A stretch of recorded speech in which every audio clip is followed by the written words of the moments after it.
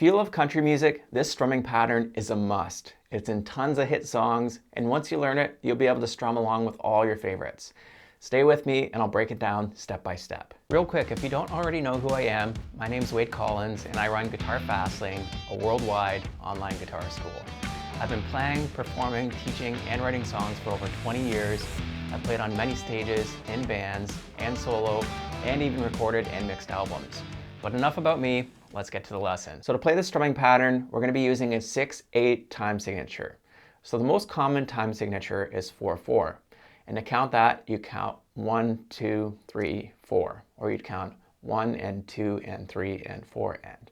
Now to count 6/8 timing, you're going to count 1, 2, 3, 4, 5, 6, 1, 2, 3, 4, 5, 6. Or you could count 1 and 2 and 3 and 4 and 5 and 6, and 1 and 2 and 3 and 4 and 5 and 6. And you'll notice there's a bit more of an emphasis on the 1 and the 4 counts. It kind of gives this time signature a bit of a rhythm to it, or like a swing, which is really good for this because it breaks things up into different styles. It's great for country ballads and any kind of slow songs. So to play the strumming pattern, we're going to count 1 and 2 and 3 and 4 and 5 and 6, and 1 and 2 and 3 and 4 and 5 and 6, and 1 and 2 and 3 and 4 and 5 and 6, and down, down, up, down, up, down, down, up, down, up. So you notice the strumming pattern in lots of songs like Tennessee Whiskey or Wagon Wheel and all kinds of other really popular country songs. The biggest, most important thing to do when playing this is to keep a steady rhythm with your elbow, even when you're not strumming. So you play 1 and 2 and 3 and 4 and 5 and 6, and 1 and 2 and 3 and 4 and 5 and 6. And so now let's add some chords to this. So a common chord progression we could play would be G, D, E minor, C.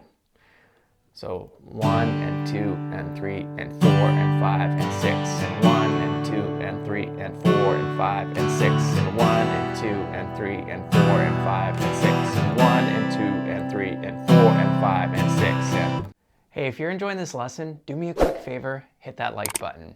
It helps me know what to create for you next. Thanks so much, and let's get back into it.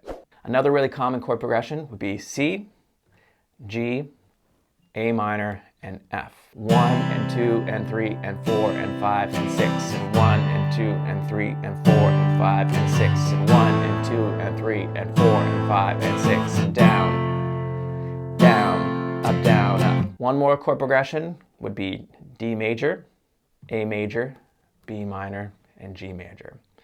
So down, down, up, down, up, down, down, up, down, up, down, down, down, up, down, down, up, down, 1 and 2 and 3 and 4 and 5 and 6, and 1 and 2 and 3 and 4 and 5 and 6, and 1 and 2 and 3 and 4 and 5 and 6, 1 and 2 and 3 and 4 and 5 and 6. So I hope you like those chord progressions. Try playing those at a very slow speed when you're starting out.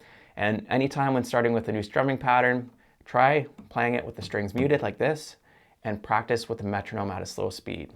By muting the strings like this, it makes it a lot easier to hear if you're strumming in time.